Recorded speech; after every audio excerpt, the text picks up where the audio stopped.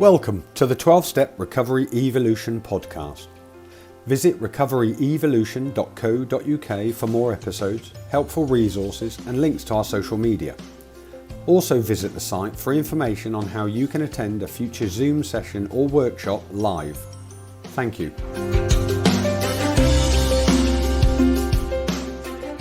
This journey to God and appreciating the light that we can walk in today.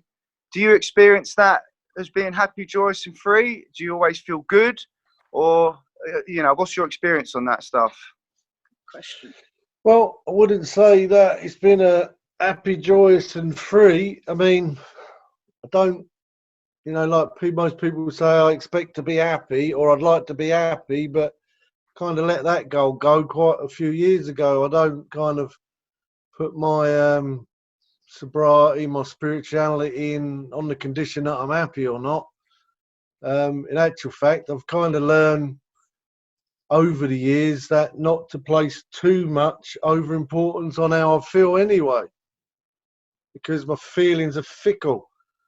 And honestly, when people say, how do you feel? I kind of want to respond, and this is just for the purpose of understanding, is about what?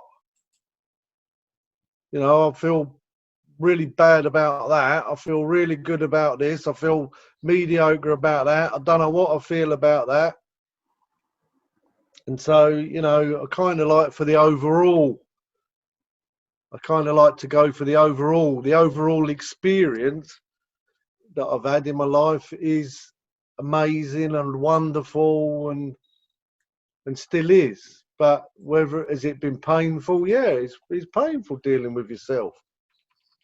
No wonder nobody really wants to do it. And again, if I could have found a way to sort of stay sort of dysfunctional without feeling the trauma and the difficulty of it, I probably would have. But, I find that I don't really, I wouldn't really explain dealing with yourself and doing this program and trying to address some of these problems. It is quite painful. But what I do know is when I'm willing to work through that painful experience without trying to relieve myself in the ways that are not really healthy for me, whether it be with drugs or alcohol or people or food and other things that we do. And again, nobody can claim perfection to doing this program or any other program, but I would say the feeling of happiness, which I know it to be. I mean, I don't get that very often. Joy. I do have a deep sense of joy and a peace that I find that's deep. But being happy, joyous, and free. Probably when you think about put that into the context of addiction and being a drug addict and alcoholic, then when I put it in that context, then absolutely, whenever I think about being what it's like to be an alcoholic and a drug addict and to be in recovery, I absolutely 100% feel happy, joyous and free. But now put that into the context of life, then they wouldn't be my first three choices of words to use. But it doesn't mean it's a bad experience, just life can be tough. But, again, if I just want to be happy, wanting to be happy all the time is pretty immature. It's pretty unreasonable. Because, again, that means, you're going to try and control everybody in your life. So, this idea of being happy, I think it needs to be, really needs to be talked about, because if you're not happy all the time, maybe you think something's going wrong. And you're not going to get very far, I don't think, if you're just going to be around things that make you happy, joyous and free. But again, I notice a lot of people say, I just want to be happy. And, they say things, like, just do whatever makes you happy or, live your best life. But it can become a very selfish, self-centered thing trying to be happy all the time. So again, it's a big sort of topic and it's very hard to give a simple answer, but I think if we just keep it in the context of where addiction's concerned, always happy, joyous and free. Where the rest of life's concerned, it's up and down and it's a little bit of everything. But again, I think that's normal. I have quite a high range of emotions now, and I don't choose to escape the difficult ones anymore. I actually have found a lot of beauty in that, and a lot of love in that, and a lot of humility in that, and a lot of the, you know, the real pearls of life experience I've actually found. You know, I like using this picture. Actual fact is like, if you imagine that at the bottom of the ocean, there's a treasure chest, and inside that treasure chest is everything that you want in life. That everything that a human being would want is in that treasure chest at the bottom of the ocean. Now, what I learned was when I was on top of the ocean growing up, that as I tried to get near the things that a person would want in life, as I started to get nearer that treasure chest, I couldn't stand the pressure. I just couldn't stand the pressure. And if I keep going, I'd eventually explode. And so eventually I would sort of say, well, you know what, I'll just stay on top of the ocean, and I'm not going to try and get the things that I want in life that are in the treasure chest because I can't stand the pressure.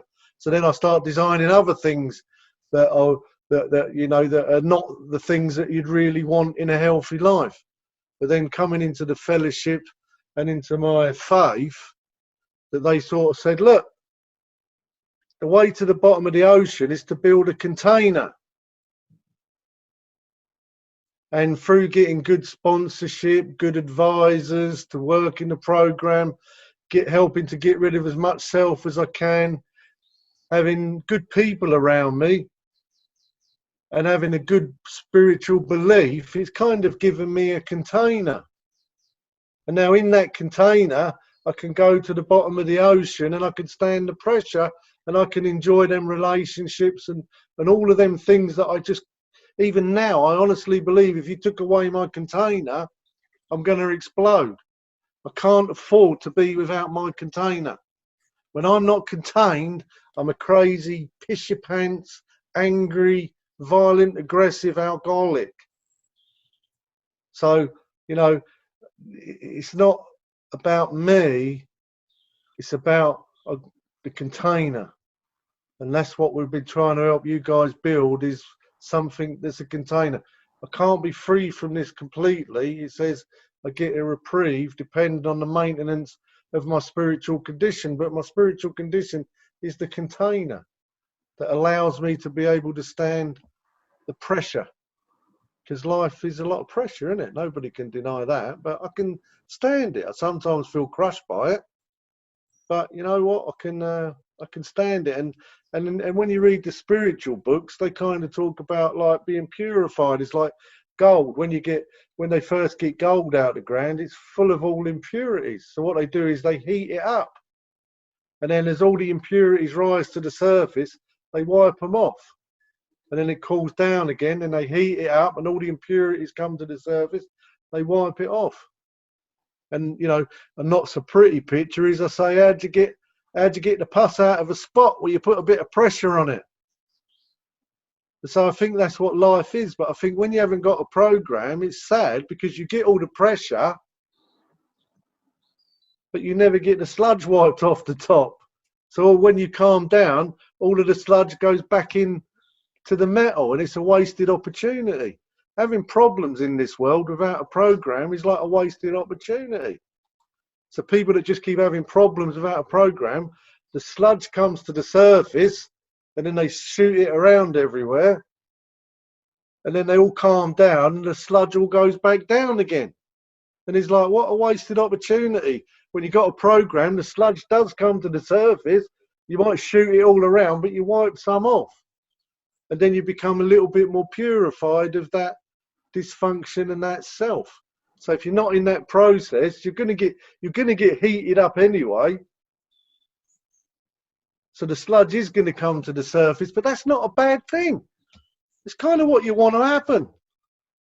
You want the sludge to come up, but you want the program to wipe some of it off, and then it goes down again.